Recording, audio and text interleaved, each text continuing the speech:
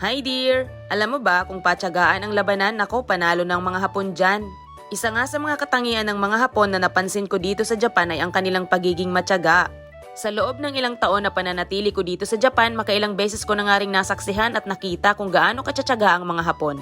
Katulad na lang sa eksenang to kung gaano sila katsagang pumila para makasakay dito sa riverboat. Nasaksihan ko ang eksenang ito dito malapit sa Osaka Castle. Namanghanga ako dito kung gaano kahaba ang pila ng mga taong gustong sumakay dito sa riverboat para makapasyal dito sa river.